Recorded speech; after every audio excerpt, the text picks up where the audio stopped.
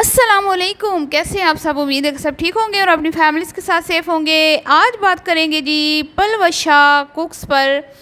Red carpet نے کتنے آنسو بہائے پلوشا جی کے لیے، کیونکہ پلوشا جی ٹائم پر پہنچ نہیں سکی بلکہ میرے خیال میں ان کو پتہ ہی نہیں تھا کہ ریڈ کارپٹ جو ہے وہ میرا ویٹ کر رہا ہے۔ ایک تو یہ، دوسرا بات کریں گے کہ نئے دوست جو ہیں وہ پلوشا جی کی زندگی میں آ رہے ہیں اور پرانے دوست جو ہیں ان کو ٹاٹا بائی بائی کہہ دیا ہے۔ پلوشا نے ان کو ٹاٹا بائی بائی بولا ہے، یا کہ ان دوستوں نے ان کو لال جھنڈی دکھا دی ہے کہ بی بی ہن تہاڈا ساڈا جڑے نے راستے جدا نے، تو اپنی راہ تے اسی اپنی راہ،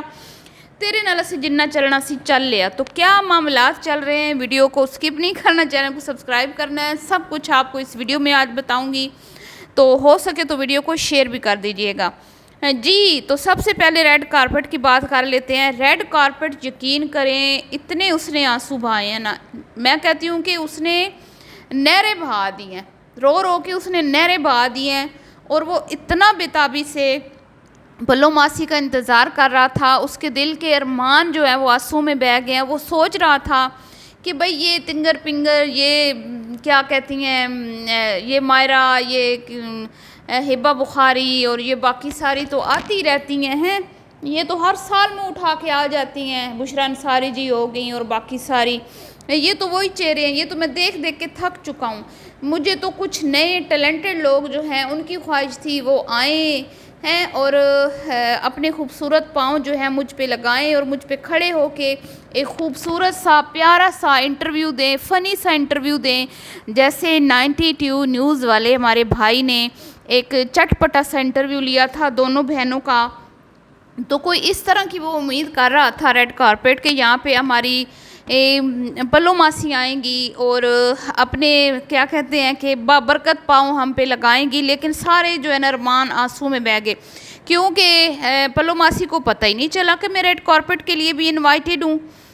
ہو گئی مسٹیک، غلطی سے مسٹیک ہو گئی۔ بہرحال جی اس دفعہ تو چلو غلطی ہو گئی نا، لیکن نیکسٹ ٹائم آپ نے یہ نہیں کرنا، نیکسٹ ٹائم آپ نے یاد رکھنا ہے کہ آپ انوائٹڈ ہیں، ٹھیک ہے، اور اگر ریڈ کارپٹ کے لیے بھی آپ کو بلایا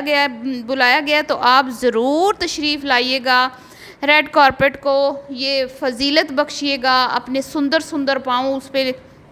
اس کے اوپر کھڑے ہو کے، سندر سندر جو پاؤں ہیں ان کے ساتھ، تو ایک خوبصورت سا پیارا سا کیا کہتے ہیں انٹرویو دیجیے گا، جیسے 92 نیوز والے نے انٹرویو لیا ہے نا، بالکل ویسا ہی، بالکل اتنا مجھے کوئی مزہ آیا تھا نا اس دن جب اس نے پوچھا نا، سنا ہے کہ آپ بہنیں مفتہ کھانے میں بڑی مہارت حاصل رکھتی ہیں، تو یقین کریں میں ہنس ہنس کے پاگل ہوگی۔ میں نے کہا اس کیا کہتے ہیں مر جانے نو کہیں دسیا ہے، اس قسمہ کھانے نو کنے دس دیتا ہے کہ ساڈی پلو بیچاری مفتہ کھان دے وچ بڑی ماہر ہے، بڑی فیمس ہے، مشہور ہے، لگتا ہے کوئی غیر وڈا ہی ہوم ورک کر کے آیا ہوا سی، صحیح معلومات کٹھی کر کے آیا ہوا سی، تے اس نے ہی سوال کیتا ہے۔ بہرحال جی وہ تو جو ہونا تھا ہو گیا، بڑا اچھے سے جواب بھی مل گیا اس کو کہ بھئی مفتہ کھانے کے لیے بڑی محنت کرنی پڑتی ہے، مفتہ کھانے کے لیے ماریا بی کو اپروچ کرنا پڑتا ہے، ماریا بی کو دانہ ڈالنا پڑتا ہے، مفتہ کھانے کے لیے انڈس ہاسپٹل کی چیریٹی میں گھسنا پڑتا ہے، مفتہ کھانے کے لیے بڑی بڑی سیلیبریٹیز کے ساتھ فوٹو کھنچوانے پڑتے ہیں، لوگوں کو بتانا پڑتا ہے کہ لوگ ہمارے اتنے زیادہ فینز ہیں، دیکھو لوگ ہمارے ساتھ پکچرز کھنچوا رہے ہیں، پھر جا کے کہیں مفتہ ملتا ہے۔ مفتہ کھانے میں کوئی مفتہ کھانا کوئی خالہ جی کا گھر نہیں ہے، اس کے لیے بھی بہت محنت درکار ہوتی ہے، بڑی سٹرگل ہوتی ہے، ہارڈ ورک ہوتا ہے، کئی بار لوگوں کی بڑی کیا کہتے ہیں کہ لوگوں کے پیچھے بھاگ کے ان کو کہنا پڑتا ہے کہ ساڈے نال فوٹو کھنچوا لو،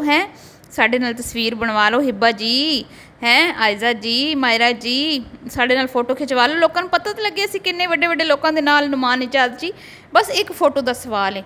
تو یہ سارے حربے کرنے پڑتے ہیں، اور اس کے بعد پھر فون جو ہیں وہ ملانے پڑتے ہیں، کبھی شگفتہ جی کو، کبھی صبا فیصل جی کو، بڑی بڑی سیلیبریٹیز کے ساتھ تعلقات بڑھانے پڑتے ہیں، پھر جا کے کہیں مفتے ملتے ہیں، ہمیں مفتے نہیں ملتے۔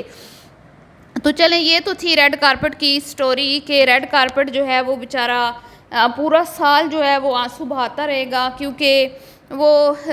اس نے ایک امید لگائی تھی کہ اس دفعہ کوئی نویں کوئی سیلیبریٹی آئے گی تو میرے کتے کھلو کے انٹرویو دے گی تو، لیکن اس بیچارے دی امیدیں تے پانی پھر گیا۔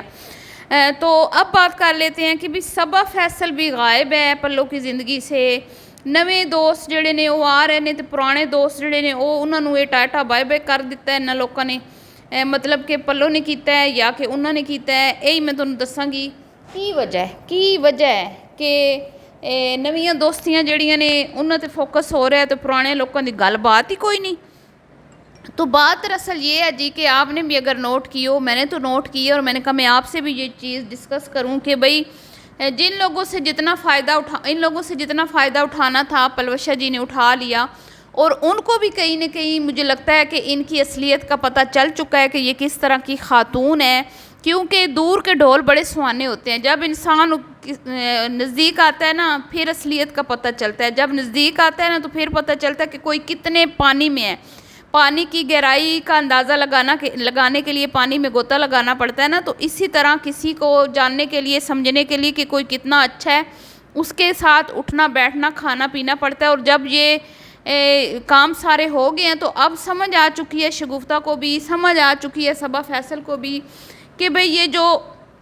پلوشہ ہمارے پیچھے دیوانی تھی اس کی وجہ کیا تھی۔ تو اب جو ہیں راہیں مجھے لگتا ہے کہ راہیں جدا ہو چکی ہیں۔ پرانی سہیلیاں جو ہیں وہ اب یاد نہیں کرتی پلو کو، نہ پلو یاد کرتی ہے ان کو، کیونکہ جب شگفتہ جی کے ہسبینڈ بیمار رہے ہیں، اتنے شدید وہ بیمار رہے ہیں، ہاسپٹلائز رہے ہیں کتنے دن، اور وہ اپنی ویڈیوز میں وقتاً فوقتاً بتاتی بھی رہی ہیں، لیکن اس کے باوجود پلوشہ نے ایک بار بھی اپنی ویڈیو میں یہ بات نہیں کی کہ میری دوست جو ہیں شگفتہ جی ان کے ہسبینڈ بیمار ہیں اور آپ ان کے لیے دعا کریں۔